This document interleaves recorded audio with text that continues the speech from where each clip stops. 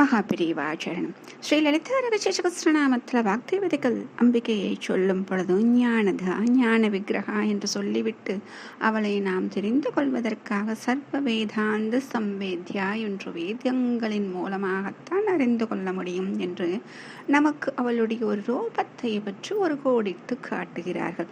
இருந்தாலும் அவளுடைய ரூபத்தை இன்னும் தெரிந்து கொள்ள நமக்கு ஆவல் இருக்கும் இல்லையா?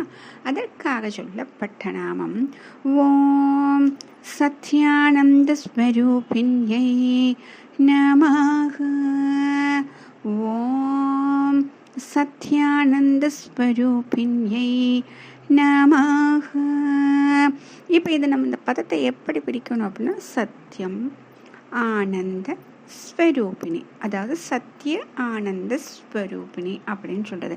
இப்போ அம்பாளுடைய ஸ்வரூபம் எப்படி இருக்கு அப்படின்னா, சத்தியனப்படும் சத்தியமாகவும் ஆனந்தமாகவும் இருக்கக்கூடிய ஒரு வடிவம். இதுதான் அம்பாளுடைய வடிவம். ஏன்னா அம்பாளை சொல்லும் பொழுதே நம்ம என்ன சொல்லுவோம்? சத்து சித்து ஆனந்தம் அப்படின்னு சொல்லி சச்சிதானந்த ஸ்வரூபிணி சொல்றோமா? இப்போ இதுல முதல்லயே நம்மளுக்கு சித்ரூபிணியாக இருக்கிறாள் என்று சொல்லப்பட்டதால் இப்போ இதுல சத்து ஆனந்தம் சேர்த்து சொல்றாங்க. அப்ப சத்தியானந்த. இப்ப இந்த சத்தியமும் ஆனந்தமும் எவ்வளவு முக்கியம் அப்படிங்கிறது நமக்கு தெரியணும் இல்லையா? அப்ப திரும்ப அதுக்கு போனாலும் அந்த வேதாந்த சர்வ வேதாந்த சம்வேதாதான். ஏன் அப்படின்னா அந்த வேதங்கள் மூலம் நம்ம தெரிஞ்சுக்கணும். அந்த உபனிஷத்துக்கள் தான் நமக்கு சொல்ல போகுது. அப்போ அதுக்கு சொல்லக்கூடிய உபனிஷத் தைத்திரிய உபனிஷத்து. இந்த உபனிஷத்தில் அழகாக சொல்லி இருக்கிறார்கள். இப்போ இதில் பிரம்மானந்தவல்லி இல்லை ஆனந்தவல்லி அப்படின்னு சொல்லக்கூடிய ஒரு அத்தியாயம். அந்த அத்தியாயத்தில் ஒரு சிறு பகுதி தான் பிரம்ம லக்ஷண வாக்கியம் அப்படின்னு சொல்றது. ஏன்னா இது எல்லாம் கடல் போல இருக்கக்கூடிய பெரிய பெரிய தத்துவங்களை சொல்வது. இதில் நமக்கு வேண்டியது இந்த பிரம்ம லக்ஷண வாக்கியம். அப்போ பிரம்மம் அப்படிங்கிறது எப்படி இருக்கும் அப்படின்னா, சத்யா ஞானானந்த பிரம்ம, அதாவது சத்தியம் ஞான அனந்த பிரம்ம அப்படின்னு சொல்றாங்க. அப்ப பிரம்மத்தின் ஸ்வரூபம் எப்படி இருக்கும்னா, சத்தியமாக இருக்கிறது, ஞானமாக இருக்கிறது. இங்க அனந்தம், இது ஆனந்தம் கிடையாது, அனந்தம் அப்படின்னு சொல்றாங்க. அப்ப இந்த ஸ்வரூபம் நம்ம சொல்லும் பொழுது சத்தியம் அப்படின்னு சொல்றது இருப்பதிலேயே ஒரே சத்தியம். அதுதான் என்னது? பிரம்மத்தை தவிர வேறு எதுவும் கிடையாது.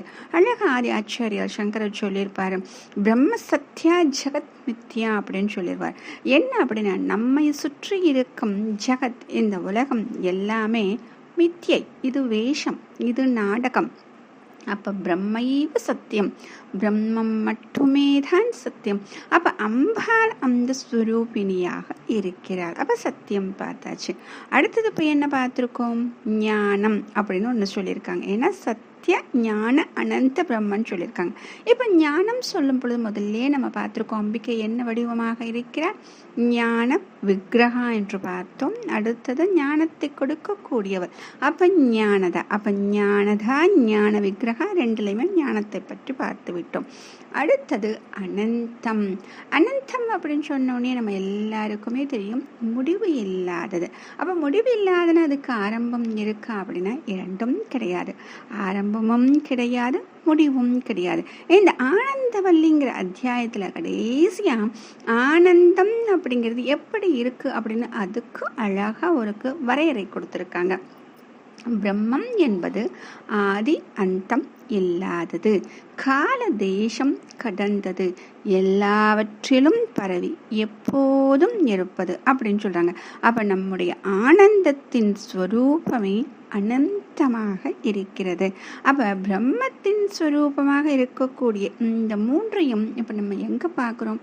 அம்பாள் கிட்ட பார்க்குறோம்.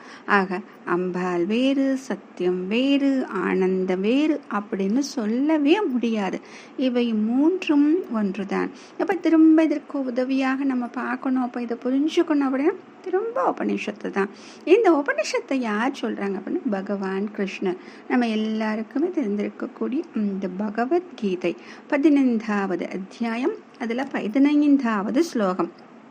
அழகா அதில் சொல்வாரு, சர்வஸ்யாகம் ஹிருதி சன்னிவிஷ்ட மத்த ஸ்மிருதி ஞானம் அபோஹனம் ச வேதைஷ்ச சர்வை அகமேவ வேத்ய வேதாந்த கிருத வேதவித ஏவ சாகம் அப்படின்னு சொல்கிறாங்க. அப்போ இதில் என்ன சொல்ல வர்றாங்க அப்படின்னா, எல்லா உயிர்களும் ஹிருதயத்திலும் நான் இருக்கிறேன்.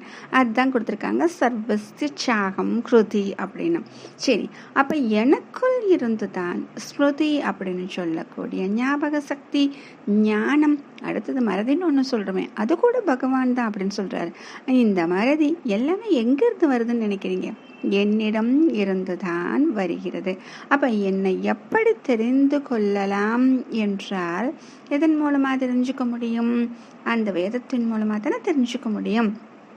அதைத்தான் சொல்றாங்க, வேத்யைஷ சர்வ அகம் ஏவ வேத்ய. அப்ப வேதங்களின் மூலமாகத்தான் என்னை தெரிந்து கொள்ள வேண்டும். சரி, அப்ப அந்த வேதங்கள் சொல்றாங்களே, அப்ப அது எழுதுனது யாரு? அதையும் அவர் தான் சொல்றார், வேதாந்த கிருத். அப்ப அந்த வேதாந்தத்தின் கர்த்தாவாகும். அந்த வேதங்கள் வேதாந்தங்களை எழுதியவர் யார்? நான் தான். சரி, அடுத்தது வேதவித் அப்படின்னு சொல்றோம். அப்ப அது யாரு? வேதவித் ஏவ அகம் அப்படின்னு சொல்லிட்டார். அப்போ இந்த வேதவித் அப்படிங்கிறவங்க யார் அப்படின்னா, வேதத்தை தெரிந்து கொள்பவர். அப்போ இங்கே வேதத்தை தெரிந்து கொள்வது யார்? அதுவும் நான் தான். ஆக வேதாந்தம், வேதாந்தத்தை எழுதியவர், வேதாந்தத்தை தெரிந்து கொள்பவர், இந்த மூன்றுமே நான் தான். இதை முதல்ல நம்ம பார்த்துருக்கோம். லலிதா சகஸ்ரநாமத்தை படிக்கும் பொழுது இந்த மூன்றும் ஒன்றுதான் அப்படின்னு. எப்படி? ஞானம், ஞேயம், ஞாதா அப்படின்னு பார்த்தோம். ஆக என்னை வேதாந்தங்கள் மூலமாகத்தான் தெரிந்து கொள்ள வேண்டும் அப்படின்னு அழகாக பகவான் கிருஷ்ணன் சொல்லிட்டார்.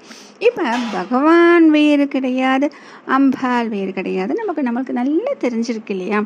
ஆக அவரே சாட்சியாக இருந்து சொல்வதாகத்தான், அம்பாலே சொல்வதாகத்தான் இது இருக்கிறது.